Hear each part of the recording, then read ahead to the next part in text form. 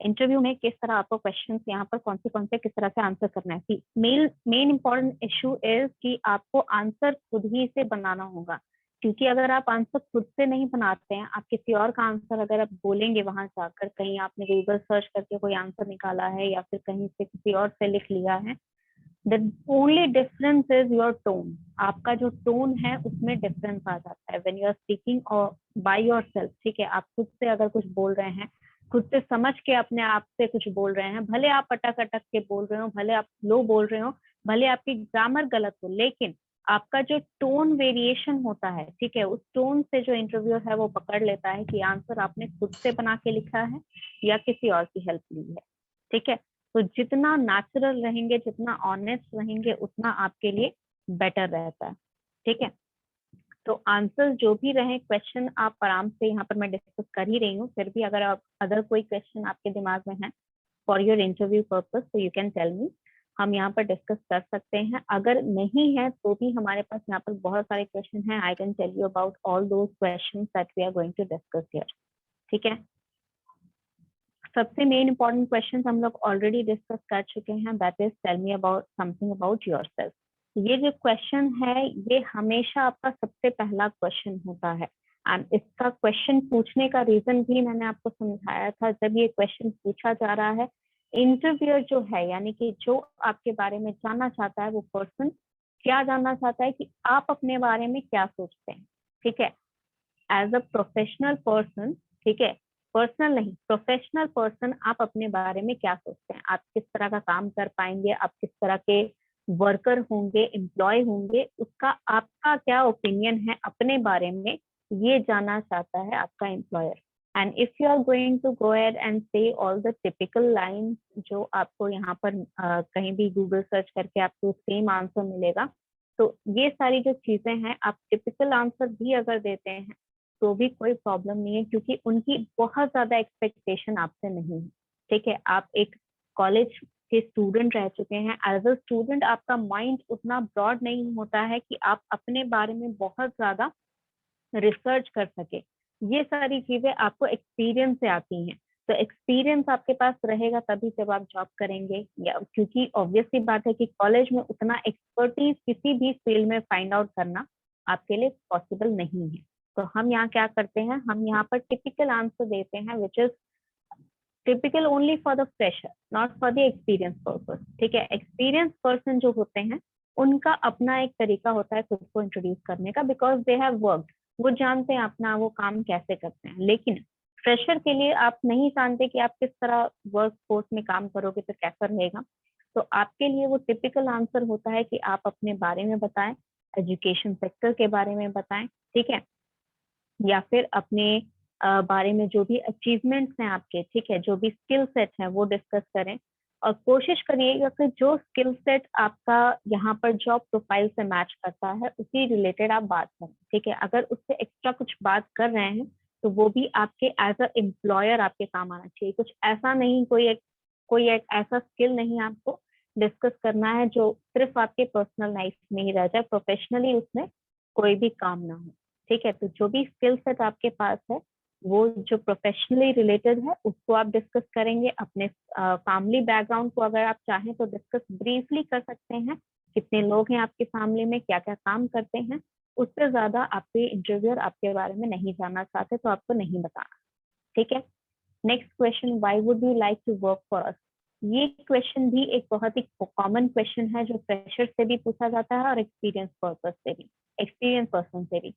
इस क्वेश्चन का पूछने का मतलब क्या है कि आप हमारे साथ क्यों काम करना चाहते हैं, यानी कि आपने हमारी कंपनियों को क्यों चुना यहाँ पर अप्लाई करने के लिए, यानी कि there are other companies who are providing you with the same job opportunities. ठीक है, maybe the salary might be a difference, maybe the work environment is different। तो जो चीजें अलग करती हैं इस कंपनी को, यानी कि आपका जो इंटरव्यूअर है ये जानना चाहता है कि आपको कंपनी के बारे में क्या क्या चीजें पता है। ठीक है, आप कंपनी को क्या दे सकते हैं। If you are working even as a mere, जो छोटे मोटे वर्कर भी, अगर आप छोटे मोटे एम्प्लॉय भी हैं एक कंपनी में, तो आप भी एक बहुत बड़ा कंट्रीब्यूशन देते हैं किसी भी ऑर्गेनाइजेशन के लिए। तो आपका जो यहाँ पर कंट्रीब्यूशन होता है, ठीक है, वो कंट्रीब्यूशन आप खुद को पता है आपको कि आपका क्या कंट्रीब्यूशन रह सकता है। ठीक है, तो अबाउट यहाँ पर देखिए, ये आपको जो पेज है यहाँ पर एक सजेशन दिया गया है कि हर एक कंट्री का, हर एक जो कंपनी है उसका एक अपना वेबसाइट होता है जिसमें अबाउट अस करके एक पेज होता है, जिसमें उसकी वेबसाइट पर हर एक इंफॉर्मेशन अबाउट द कंपनी वो आपको लिखी रहती है। तो उसके बारे में आपको ब्रीफली वहां पर तैयारी करके जाना है। ठीक है, वेटिंग रूम में लेट मी सी, बच्चे जो वेटिंग रूम में है उनका रोल नंबर नहीं लिखा है, उन्हें कहिए कि वो रोल नंबर डिस्प्ले में चेंज करेंगे। Let me send a message to him.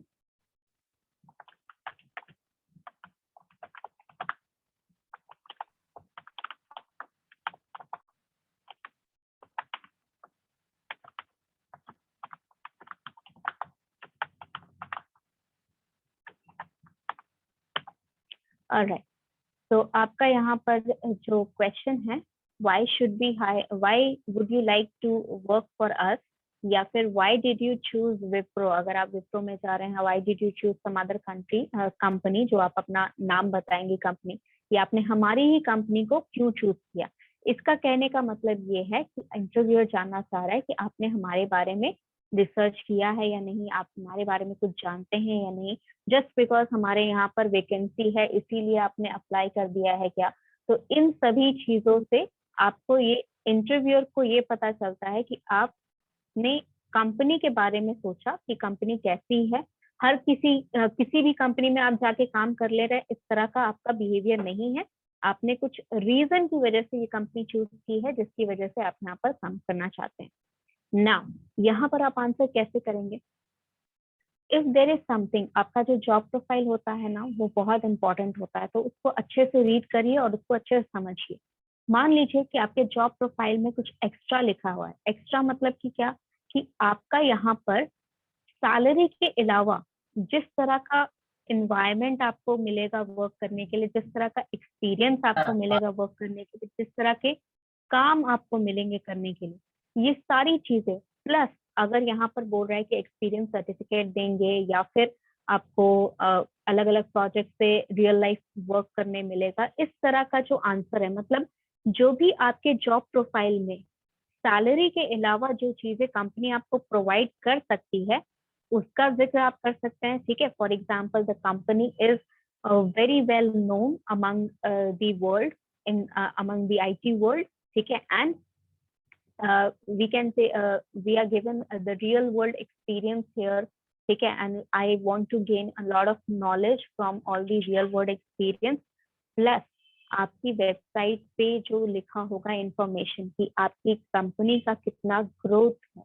ठीक है, उस ग्रोथ पे भी आपको ध्यान देना है। The company is continuously growing and all the, obviously if the company is growing my growth will be along side, यानी कि हमारा ग्रोथ भी, जो कंपनी है, मान लीजिए कि कंपनी करोड़ों पैसा कमा रही है, तो करोड़ों पैसा कमाने का मतलब ये है कि वो प्रॉफिट जरूरी थोड़ी है कि जो ओनर है वो सिर्फ अपने बैंक में ही जमा कर रहा है, वो आपको भी दे रहा है, जो एम्प्लॉयज हैं उनको भी दे रहा है, आपको इंसेंटिव मिल रहे हैं, आपको सैलरी इंक्रीमेंट मिल रहा है। कहाँ से मिल रहा है?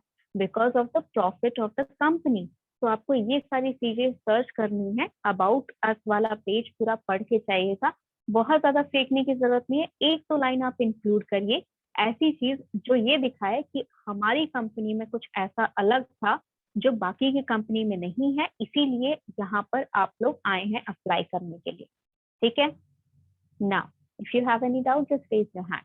ठीक है, why should we hire you, ये मैंने बताया था आपको कि जो क्वालिटीज, जो रिक्वायरमेंट्स आपके जॉब प्रोफाइल में लिखी गई हैं उनसे रिलेटेड जो क्वालिटीज, जो स्किल सेट आपके पास है उनके बारे में यहाँ डिस्क्राइब करेंगे। ठीक है, जैसे अगर जॉब प्रोफाइल में रिक्वायरमेंट मांगी गई है कि हमें यहाँ पर पाइथन जानने वाले व्यक्ति चाहिए, एम्प्लॉयर एज एन इंटरव्यूअर यहाँ पर जो भी आएगा वहां पर उसको पाइथन आना चाहिए, जावा आना चाहिए, C++ आना चाहिए, जो भी आना चाहिए, बेसिक रिक्वायरमेंट। प्लस आपका जो एज एन एम्प्लॉय आपसे जो एक्सपेक्टेशन रखी जाएगी, फॉर एग्जाम्पल कम्युनिकेशन अच्छा होना चाहिए, रिपोर्ट वगैरह लिखनी आनी चाहिए, ये सारी बेसिक इंफॉर्मेशन वहां पर लिखी रहती है कि क्या से एक्सपेक्ट किया जाएगा, मिनिमम, मैक्सिमम नहीं, मिनिमम आपसे क्या एक्सपेक्ट किया जाएगा कि कम से कम ये चीजें उन्हें आनी चाहिए। तो आप इन सारी चीजों को लिख कर जो आपके स्किल सेट्स हैं उनसे मैच करेंगे, that these are the requirements in the job profile and I fit very well in these and I have expertise in this is कोई पर्टिकुलर 2-3 छाट के बोल दो कि मैंने इस चीजों पे काम किया या मैं एक्सपर्ट हूँ, I am very good at these things, ठीक है, इस तरह से। या फिर अपना कोई एक पर्सनल एक्सपीरियंस आप जोड़ सकते हैं। फॉर एग्जाम्पल अगर कोई ऐसा प्रोग्रामिंग है जिसके बारे में आप बताना चाहते हैं which was very hard for you to work and after a lot of work you have achieved that target, तो ये सारी चीजें आप एक्सप्लेन कर सकते हो उसमें अपने जो भी अचीवमेंट है, चाहे वो आपको छोटे लग रहे हो अभी। आपके इंटरव्यू के टाइम जब आप उसको इंग्लिश में देखो, लैंग्वेज ना बहुत ही मेजर रोल प्ले करता है, ठीक है। अगर हम इंग्लिश में कुछ बोलते हैं ना तो छोटी से छोटी बात बहुत बड़ी लगती है और कई बार बहुत बड़ी बात भी छोटी लगती है, ठीक है। तो इंटरव्यू में हमारा लैंग्वेज इंग्लिश रखने का मतलब ये है कि बहुत छोटी सी चीज अगर हम हिंदी में बोलेंगे तो शायद उतना इम्पैक्ट ना क्रिएट करे, ठीक है, उतना उस पर जोर नहीं लगेगा। लेकिन वही चीज अगर हम इंग्लिश में बोलते हैं, फॉर एग्जाम्पल मैंने मतलब मान लीजिए कि ये छोटा सा एग्जाम्पल मैंने बहुत जगह दिया भी है, शायद आपकी क्लास में भी दिया हो, लेकिन अगर नहीं दिया तो अभी दे देती हूँ। फॉर एग्जाम्पल अगर आप मान लीजिए कि घर में आपके जो फादर हैं, ठीक है, रोज का दिन भर का कितना खर्चा हुआ या फिर एवरी डे उनका जो भी खर्चा होता है वो सब एक जगह वो लिखते हैं और उसमें आप उनकी हेल्प करते हैं। तो इसमें बहुत बड़ी बात नहीं, ठीक है, आप बस यहाँ पर पैसे जोड़ गुना करके आप वहां पर बता दे रहे हो या फिर शायद कैलकुलेटर ही लेके बैठ के आप बस प्लस माइनस करके उनको बता दे रहे हो क्या हुआ क्या सम हुआ। तो ये सब चीज हिंदी में बोलने में बहुत आसान लगती है, बट इफ आई से it in English with proper words, ठीक है, प्रॉपर वर्ड्स के साथ अगर मैं ये इंग्लिश में कहूँ कि आई हेल्प और you help your father my father in financial management of the house hold, यानी कि आपके घर के फाइनेंशियल जितने भी तरीके जितने भी मैनेजमेंट की चीजें हैं उसमें आप अपने फादर की हेल्प करते हैं। ये सुनने में बहुत अच्छा लगता है इंग्लिश में, तो ये सारे डिफरेंसेस क्रिएट हो जाते हैं, ठीक है। फॉर एग्जाम्पल घर में अगर आप अपनी मदर का हेल्प कर रहे हैं, ठीक है, खाना बनाने में हेल्प कर रहे हैं या फिर कुछ भी साफ सफाई में हेल्प कर दे रहे हैं, छोटी मोटे हेल्प कर रहे हैं, तो आप वहां पर ये भी बोल सकते हो कि I help my mother manage the house hold, ठीक है, आप अपने घर को चलाने में अपनी मम्मी का हेल्प कर रहे हैं। हिंदी में उतना अच्छा नहीं लगता, लेकिन आप इंग्लिश में बोलिए, सही वर्ड्स के साथ बोलिए, बहुत अच्छा लगता है, ठीक है। तो ये सारी चीजें जो होती हैं ये छोटी मोटे स्किल सेट्स आपको लगते हैं, जैसे आपने कॉलेज में कभी क्लासेस अटेंड की हैं, ठीक है, रेगुलर क्लासेस अटेंड की हैं, तो ये सारी चीजें आपके एसेट्स हैं, ठीक है। इन सब चीजों को आपको इंटरव्यू में दिखाना है, इंटरव्यू के सामने, कि आपने कभी कोई क्लास मिस नहीं की, आपने हर क्लास टाइम पे अटेंड किया, ठीक है, हर प्रोजेक्ट टाइम पे सबमिट किया, जो प्रोजेक्ट सबमिट किया उसको किस तरह प्रेजेंट किया, उसमें क्या क्या डिफिकल्टीज आई आपको प्रेजेंट करने में, आप उस डिफिकल्टीज को कैसे ओवरकम किए, ये सारी चीजें जो हैं लगती बहुत छोटी है। ऑब्वियसली एक रियल लाइफ सिनेरियो से अगर आप इम्पैक्ट करेंगे कि रियल लाइफ सिनेरियो में क्या क्या चीजें होती हैं तो बहुत छोटी लगेंगी, लेकिन अगर आप अपने लाइफ से वहां पर इम्पैक्ट क्रिएट करने का कोशिश कर रहे हैं कि अपने लाइफ से आप कंपेयर कर रहे हैं कि आपकी लाइफ में क्या क्या चीजें हुई, उससे तो ये बहुत बड़ी चीज है कि आपके एक प्रोजेक्ट हो रहा था, आपने प्रोजेक्ट सबमिट किया, उस प्रोजेक्ट में कितनी डिफिकल्टीज आई, ठीक है। तो ये सारी छोटी मोटी चीजें जो हैं आप अगर इसको एक सही ढंग से फॉर्मुलेट कर देते हैं तो आपका ये बहुत बढ़िया आंसर बन जाता है कि वाई शुड बी हायर, ठीक है, क्योंकि आप वहां पर अपने स्किल सेट दिखा रहे हैं कि मैं यहाँ क्या करने के कैपेबल हूँ और आप अगर मुझे हायर करते हैं तो मैं क्या क्या हेल्प आपको कर सकता हूँ for the growth of your company, ठीक है। Now next is how open are you to diversifying your skills and learning new thing. ये क्वेश्चन भी फ्रेशर से बहुत पूछा जाता है। एज आई टोल्ड यू कि अगर उनके पास नंबर ऑफ रिटन नहीं है, एक सेट नहीं किया गया है उनके कि ये 5 क्वेश्चन ही पूछने हैं, तो इस तरह की क्वेश्चन आपको आ सकते हैं। तो you should be prepare for all type of question. तो यहाँ पर क्या पूछा जा रहा है कि क्या आप अपने स्किल सेट को बढ़ाने में, यानी कि मान लीजिए कि आपके पास ये पर्टिकुलर स्किल सेट है, 4-5 स्किल्स हैं जो आपको आती हैं, तो क्या आप ओपन हैं, ठीक है, क्या आप राजी हैं, क्या आप अग्री करते हैं कि आपका जो स्किल सेट है उसको डेवलप किया जाए। यानी कि नंबर ऑफ स्किल्स जितने आते हैं, मान लीजिए 5 स्किल आते हैं आपको, तो क्या आप छठे को सीखने के लिए तैयार हैं, या फिर आप 10 और स्किल सेट सीखने के लिए तैयार हैं? ये पूछा जा रहा है इस क्वेश्चन में। इस क्वेश्चन को क्यों करता है इंटरव्यूअर? कि जानना चाहता है कि क्या आप नई चीजें सीख सकते हैं या नहीं। मान लीजिए कि आपको पाइथन आता है, तो जरूरी नहीं है कि आपको सिर्फ पाइथन से आप हर काम कर पाएंगे। हो सकता है कि कुछ काम ऐसे हो फ्यूचर में जो आपको दूसरी लैंग्वेज आपको लर्न करनी पड़े, या फिर obviously IT sector is something that is developing every day. ठीक है, हर एक दिन वहां पर कोई ना कोई डेवलपमेंट हो ही रहा है। तो आपके सेक्टर में तो आप बिल्कुल भी ऐसा मतलब उम्मीद कर ही नहीं सकते हो। आप कभी भी होप मत रखिएगा कि आपने जितना चीजें यहाँ पर लर्न कर लिया कॉलेज में उतना काफी है, बिल्कुल भी नहीं। आप जिस दिन कंपनी ज्वाइन करेंगे उस दिन शायद हो सकता है कि कोई नया लैंग्वेज निकल जाए, या फिर कोई नया तरीका निकल जाए, कोई नया सिस्टम बन जाए, कुछ भी हो सकता है। ठीक है, there is always ability or people working on different sector for development in IT। ठीक है, तो आपका जो सेक्टर होता है, आपका सेक्टर ऐसा है ही कि वहां पर स्टेबिलिटी नहीं है। ठीक है, आप ऐसा नहीं कह सकते कि आपने कोई चीज एक लर्न कर ली तो आप मिनिमम उसमें 2 साल भी नहीं टिक सकते हैं। ठीक है, 2 साल 5 साल तो बहुत हो गया, 10 साल तो बहुत ही ज्यादा हो गया, उतना पॉसिबल ही नहीं है। आपका यहाँ हर साल नए नए चेंजेस आ रहे हैं, तो you have to be open up to learning different different things. ठीक है, ऐसा नहीं कि आपने यहाँ पर अगर जिन स्किल सेट के साथ यहाँ पर कंपनी ज्वाइन की थी उन्हीं स्किल सेट के साथ आप कंपनी से बाहर निकलेंगे। आप यहाँ सीखने ही चाह रहे हैं, you are as a training you are going in that company. ठीक है, आप भले आपको सैलरी दी जाएगी, आप भले वहाँ के एम्प्लॉय कहलाएंगे, लेकिन आपको एज अ ट्रेनर वहाँ पर एज अ ट्रेनिंग पीरियड आपको वहाँ पर रखा जाएगा। हर एक ऑर्गेनाइजेशन करता है, हर एक ऑर्गेनाइजेशन का एक ट्रेनिंग पीरियड होता है। एंड ऐसा नहीं है कि अगर वो ट्रेनिंग पीरियड एंड हो गया है उसके बाद आप कुछ नहीं सीखेंगे, बिल्कुल नहीं। आपको हर जगह कहीं ना कहीं लाइफ में कुछ ना कुछ सीखना ही है।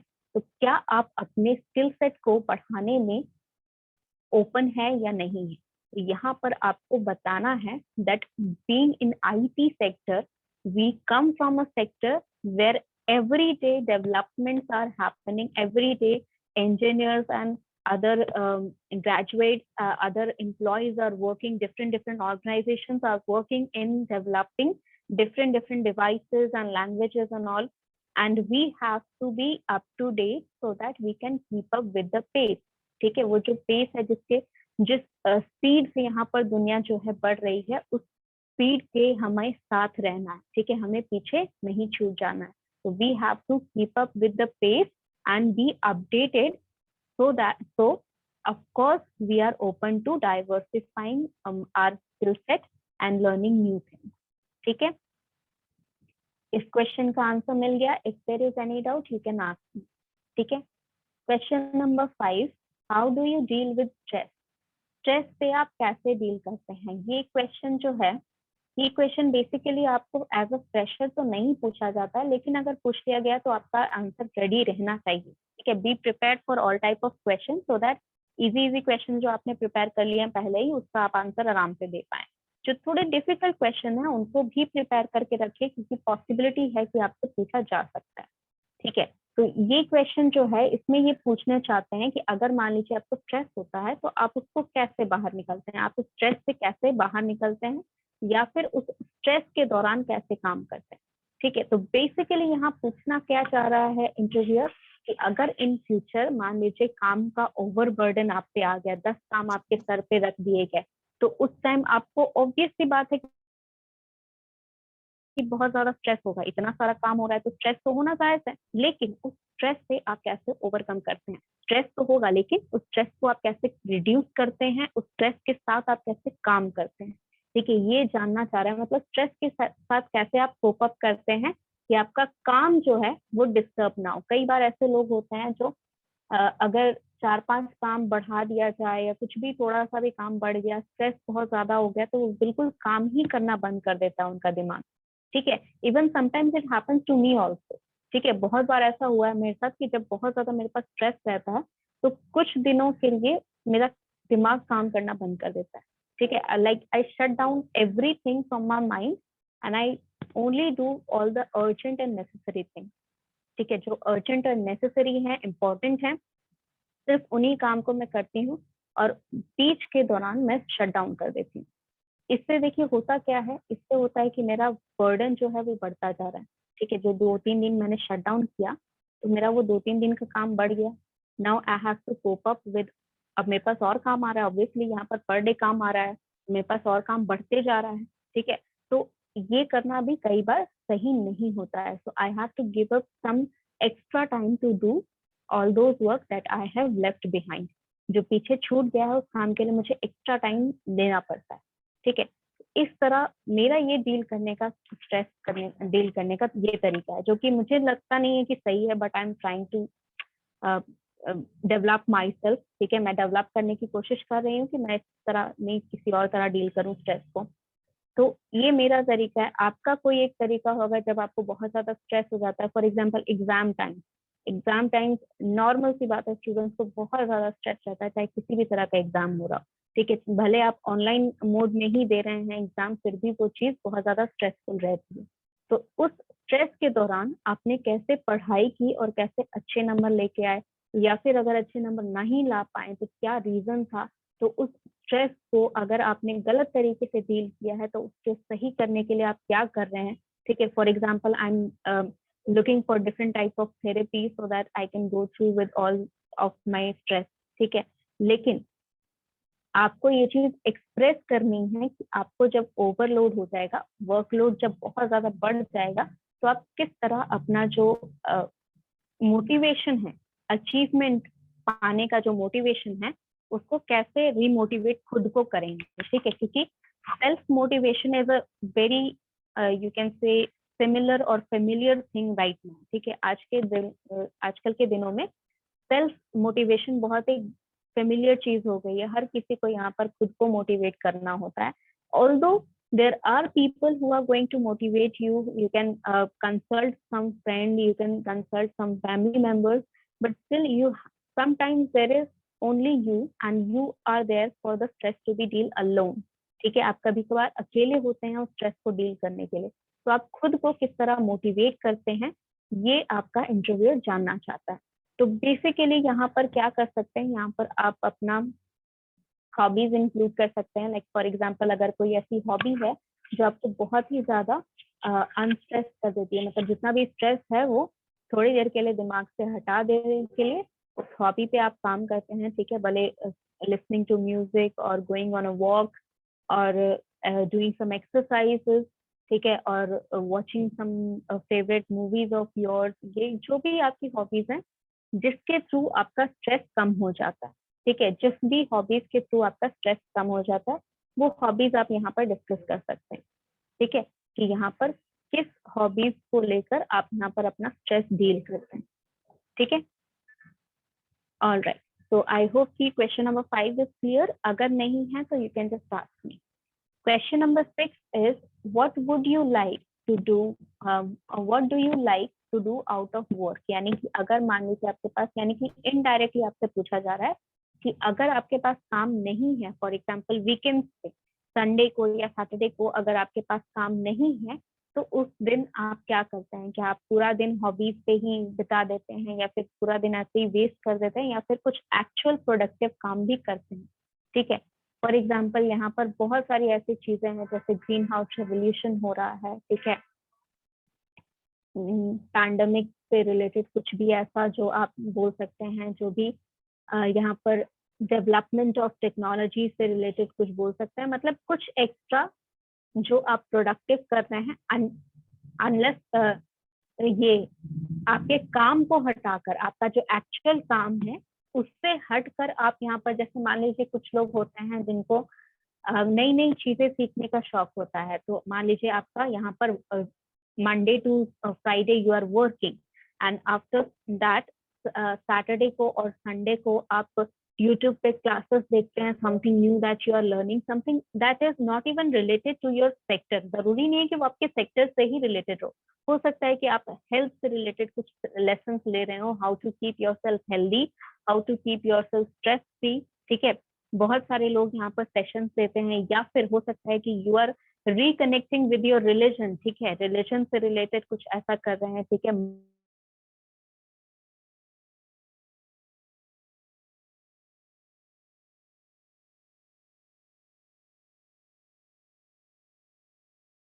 मंदिर जाते हैं, कुछ कहीं ना कहीं प्रोडक्टिव होती है। तो इन कुछ भी प्रोडक्टिव का मतलब क्या कि कुछ ना कुछ आपको वहां पर फायदा मिल रहा है, ठीक है, आपके अलावा भी लोगों को कुछ फायदा मिल रहा है, इनमें से कुछ भी प्रॉफिट आपका हो रहा है, जरूरी नहीं सिर्फ पैसे का profit, something that is for your stress, something that is आप फैमिली के साथ time, so this is also a very nice way to spend your weekends कि आप अपनी फैमिली को टाइम दे रहे हैं, अपनी फैमिली की जो भी जरूरतें हैं उस जरूरतों को आप पूरा कर रहे हैं सैटरडे संडे में।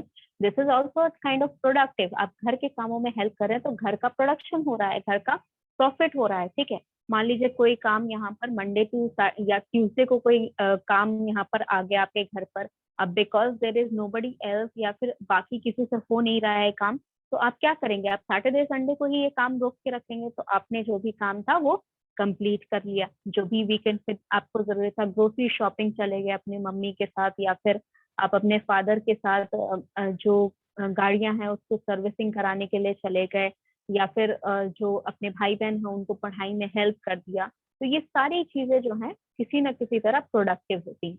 तो यहाँ पर इस क्वेश्चन का आंसर आपको करना है कि आप जब काम नहीं कर रहे हैं तब क्या आप कुछ प्रोडक्टिव एक्टिविटी कर रहे हैं या नहीं कर रहे। If there is any question in question number 6, अगर कोई डाउट है तो you can raise your hand. Question number 6 में किसी को कोई डाउट है तो you can raise your hand. चलिए, डाउट नहीं है तो let's move ahead. Tell me about an accomplishment that you are proud of.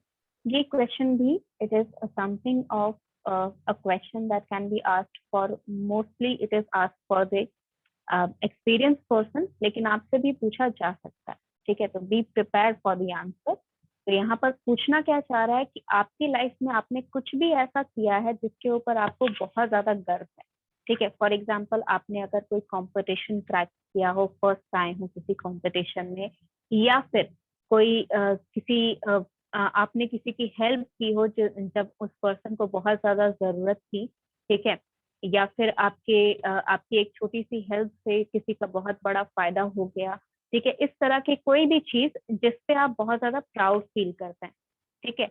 आपने किसी को हेल्प कर दी, ठीक है। यहाँ पर एग्जाम्पल में लिखा गया है कि not committing any crime against man in my family who think that helping with household chores means pointing out the spots of the dining table and I miss dusting, ठीक है। इसका मतलब कि इस तरह का नहीं आपको प्रॉब्लम करना है, आपको क्या प्राउड फील करते हैं, ठीक है, किस चीज में आप प्राउड फील करते हैं, उस चीज में जो आप छोटी छोटी चीजें करते हैं, जैसे आपने घर के कामों में हेल्प कर दिया, ठीक है, या फिर आपने आप किसी यहाँ पर एनजीओ से रिलेटेड आपका यहाँ पर कोई मान लीजिए कोई काम चल रहा है, ठीक है, एनजीओ से रिलेटेड आप कुछ काम में वहां पर हेल्प कर रहे हैं, ये सारी चीजें आपके ऐसी अकम्प्लिशमेंट्स हैं जो आप प्राउड फील कर सकते हैं जिस चीज को लेकर, ठीक है। तो anything that you feel proud about अभी तक की लाइफ में, ठीक है, बचपन से लेके अभी तक आपने अपनी लाइफ में कुछ भी ऐसा किया है जिससे आप बहुत ज्यादा प्राउड फील कर रहे हैं,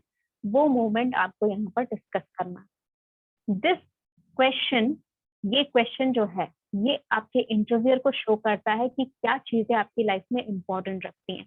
फॉर एग्जाम्पल, अगर आप अकेडमिक रिलेटेड कुछ भी अकम्पलिशमेंट बताते हैं तो ये बताता है कि आपकी जो पर्सनल लाइफ है उसको आप डिस्कस नहीं करना चाहते हैं यहाँ पर, ठीक है। अगर आप पर्सनल लाइफ से रिलेटेड बताते हैं तो ये बताता है कि आप यहाँ पर आपने अपने पूरे करियर में ड्यूरिंग द स्टडीज आपने कोई ऐसा अकम्पलिशमेंट नहीं किया जिससे आप बहुत ज्यादा प्राउड है। तो आपको इन दोनों में से कोई एक ना चूज करना पड़े, इसलिए बेटर है कि आप इन दोनों चीजों को इंक्लूड करके कोई ऐसा आंसर बनाए। फॉर एग्जाम्पल, अकम्पलिशमेंट जो होगा, ठीक है, मान लीजिए कोई भी जिस चीज के बारे में आप बात कर रहे हैं वो अकेडमिक्स रिलेटेड होगा, और आपके फैमिली ने आपको कैसे सपोर्ट किया या फिर आपकी फैमिली के थ्रू आपने इस चीज को पाया, ये स्टोरी में इंक्लूड कर देना, ठीक है। तो इससे क्या होगा कि आपका पर्सनल प्लस जो प्रोफेशनल लाइफ है वो बैलेंस होते हुए वहां पर आंसर में दिखेगा, जो कि एक्चुअल में इसका आंसर होना चाहिए, ठीक है। तो आपका कोई भी ऐसा अकम्पलिशमेंट, कोई भी छोटा मोटा चीज, कोई भी हो सकता है कि कोई प्रोजेक्ट आपने बनाया हो उसको फर्स्ट प्राइज मिल गया हो, ये सारी छोटी मोटी चीजें आप डिस्कस कर सकते हैं, but with the involvement of your including your family with that, कि that family has supported my family.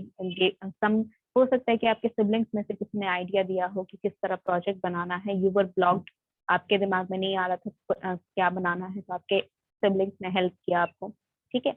Always include and always try to find these kind of questions now, always try to find a balance with your personal and professional life. That is all the interviewer need here. Now, where do you see yourself in 5 years for now? ये चीज हम already discuss कर चुके हैं last class. Again, I'm giving you a brief description. Never say that I want to be like you. ठीक है, इस तरह का आंसर आप नहीं करेंगे. What you will like to answer that in 5 years I would like to see me working as a very good employee, ठीक है, very good employee as in this company, and as a senior to the position I'm joining, ठीक है, जिस position पे आप join कर रहे हैं उससे सीनियर आप अपने आप को देखना चाहते हैं 5 साल में, ठीक है, in any of the senior executive positions or any of the senior positions from now, ठीक है। अभी से जो भी आपका पोजीशन है उससे आपका जो भी यहाँ पर 5 साल बाद आप जहाँ पर भी अपने आप को देखना चाहते हैं वो चीज आप यहाँ पर डिस्कस करेंगे। How would you last manager best friend sibling describe you, ये चीजें जो होती हैं ये चीजें एक्सपीरियंस पर्सन से पूछी जाती हैं, ठीक है। अनएक्सपीरियंस फ्रेशर्स से ये क्वेश्चन बहुत कम आता है, तो इसके चांसेस ना के बराबर रखिएगा, लेकिन अगर ये आ जाता है तो मैं आपको आंसर बता देती हूँ किस तरह करना है। आप खुद से भी फॉर्मुलेट करके इसका आंसर बता सकते हैं। इसमें पूछा क्या जा रहा है कि आपके करीबी, आपके जो भाई बहन हैं, आपके बेस्ट फ्रेंड हैं, आपके पेरेंट्स हैं, या आपके फ्रेंड्स हैं, क्लासमेट्स हैं, या आपके टीचर्स हैं, वो आपको कैसे डिस्क्राइब करेंगे। अब इसमें जो आपको बताते हैं, जो भी आप आंसर करेंगे, ये आपको बताता है कि आप लोगों के सामने किस तरह बिहेव करते हैं, यानी कि आपका जो इनर एनर्जी है, ठीक है, उसको आप कितना बाहर लोगों को दिखाते हो, ठीक है। कई बार ऐसा होता है, आपने देखा होगा कि लोग जो होते हैं उनके पास स्ट्रेंथ बहुत होती है, उनके पास नॉलेज बहुत होती है, लेकिन वो बाहर वालों को बताते नहीं। तो आपको यहाँ पर वो चीज डिस्क्राइब करनी है जो आपको बाकी लोगों को लगता है कि आप में है, ठीक है। तो यहाँ पर इस तरह डिस्क्राइब कर दोगे कि माई फ्रेंड और माई कलीग और माई siblings see me as a person who can inspire, who is very hard working or smart working, and who can give something to the organization or to the person who I'm related to or who I work with, ठीक है।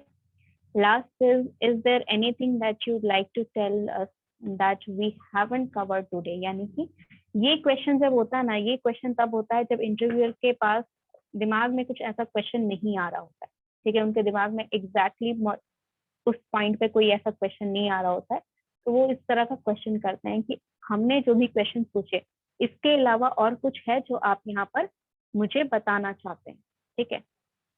तो यहाँ पर आपका जो इस तरह का जो आंसर रहता है, ये क्वेश्चन मेरे ख्याल से आपसे बिल्कुल भी नहीं पूछा जाएगा, ठीक है, क्योंकि ये क्वेश्चन एक्सपीरियंस पर्सन के लिए बेसिकली रहता है जिसने ऑलरेडी इंटरव्यूज अटेंड किए हों, ठीक है, जिसने 3-4 इंटरव्यूज अटेंड किए हों, तो उससे पता रहता है, एटलीस्ट 3-4 इंटरव्यूज राउंड पास किए हों, उससे पता रहता है कि वहां पर क्या क्या चीजें उसने पिछले इंटरव्यू में बताई थी, क्या क्या इंपॉर्टेंट चीजें यहाँ पर छूट गई हैं। तो this question you can ignore, ठीक है।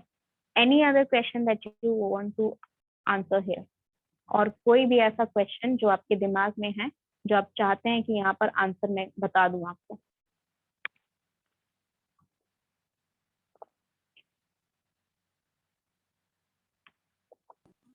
Hello hello ma'am. नहीं, यस बच्चे। Ma'am what is your salary are you expecting, इसमें क्या जवाब देंगे? Salary expectation, okay. Salary expectation में देखिए, क्योंकि आपके जॉब प्रोफाइल में सैलरी एक्सपेक्टेशन लिखा हुआ ही है, तो आप कुछ ज्यादा उससे नहीं बोल सकते, क्योंकि अगर आपने ज्यादा एक्सपेक्ट किया था तो you wouldn't have applied here. तो जितना आपके जॉब प्रोफाइल में लिखा हुआ है आप उतना ही एक्सपेक्ट कर रहे हैं, ठीक है। एंड आई, लेकिन इसके साथ साथ और भी चीजें आप बोलेंगे, क्या बोलेंगे कि this much I expected since it was written in the job profile, and I would like to I would like to see it increase on the based of my performance. मेरा जो परफॉर्मेंस होगा मैं देखना चाहता हूँ कि ये further future में इंक्रीमेंट मुझे मिलेगा या सैलरी इंक्रीमेंट मुझे दिया जाएगा। ठीक है, yes ma'am, okay ma'am, thank you. All right. अगर इन फ्यूचर मान लीजिए आप किसी भी अदर कंपनी में खुद से अप्लाई करते हैं जहां पर इस तरह का क्वेश्चन पूछा जा रहा है, जहां पर जॉब प्रोफाइल में नहीं मेंशन है कि कितना सैलरी वो दे रहे हैं, उस टाइम आपको क्या करना है, उस टाइम थोड़ा सा रिसर्च करना पड़ेगा आपको कि उस पोजीशन के लिए, जिस पोजीशन के लिए आप अप्लाई कर रहे हैं, मार्केट में अलग अलग कंपनी में या उसी कंपनी में कितना सैलरी दिया जाता है। थोड़ा सा रिसर्च करोगे तो मिल जाएगा। ठीक है, तो उसका एवरेज निकालिए। ठीक है, और अपना एक्सपीरियंस देखिए कि अगर आप एज अ फ्रेशर ज्वाइन कर रहे हैं तो थोड़ा सा कम कर दीजिए। अगर आपके पास एक्सपीरियंस है तो जितना एवरेज निकला है उतना ही बोलिएगा, उससे कम नहीं जाना है आपको। ठीक है, वो कोशिश करेंगे कम करने का, लेकिन आपको कम नहीं करने देना है। लेकिन अगर आपका यहाँ पर एक्सपीरियंस ज्यादा है, ठीक है, जो एवरेज है उससे जितना एक्सपीरियंस उनको चाहिए, मान लीजिए उनको 2 साल का एक्सपीरियंस चाहिए, आपके पास 5 साल 6 साल का एक्सपीरियंस है, वहां पर सैलरी एक्सपेक्टेशन थोड़ी सी ज्यादा रखिएगा। It shows that you value your time and experience. आपका जो भी एक्सपीरियंस है आप खुद वैल्यू करते हैं, ये दिखाता है। तो आपको एक्सपेक्टेशन से थोड़ा सा एवरेज से ज्यादा बोलना है। ठीक है, and also look at the company profile कि कंपनी उतना देने लायक है कि या नहीं। ठीक है, ऐसा नहीं कि आप किसी कंपनी को सेम प्रोफाइल आप बोलेंगे देने के लिए, जितना वो देने लायक है उस हिसाब से आप कंपनी प्रोफाइल के हिसाब से बोलेंगे। कि अगर एमएनसी कंपनी है तो आप आराम से 50,000 एक्सपीरियंस पर्सन मांग सकता है, उनसे 50,000 60,000 मांग सकता है पर मंथ। लेकिन अगर छोटी मोटी कंपनी है तो 20 30 30 40 दैट इज एक्सपीरियंस पर्सन को भी उतना ही मिलेगा। ठीक है, any other question? Excuse me ma'am, हाँ बच्चे बोलिए। जॉब प्रोफाइल कहाँ से एक्सेस करना होगा मैम? जॉब प्रोफाइल बच्चे जहाँ से आपने लिंक के लिए अप्लाई किया होगा ना, अप्लाई करने का जो फॉर्म आया होगा उसके साथ ही शायद आपको दिया होगा। आई डोंट नो, बट आप लोग ने कहीं से अगर अप्लाई किया है तो उसमें जॉब प्रोफाइल कहीं ना कहीं दिया हुआ होगा। ठीक है, उसमें लिखा होगा कि उस कंपनी में किस तरह का कौन सा जॉब पोजीशन के लिए अप्लाई कर रहे हैं आप, और क्या क्या रिक्वायरमेंट्स हैं, क्या सैलरी देंगे, कितना साल का आपका बॉन्ड रहेगा, ये सारी चीजें बेसिक इंफॉर्मेशन प्रोवाइड करता है आपको कंपनी। तो जिस लिंक के थ्रू आपको आया होगा, अगर नहीं है तो जिन्होंने आपको लिंक भेजा था आप उनसे पूछिएगा, वो आपको भेज देंगे profile. Okay ma'am, thank you ma'am. All right, any other question? No ma'am. चलिए, नहीं है क्वेश्चन तो एक काम करते हैं, आज इस क्लास को यहीं एंड करते हैं।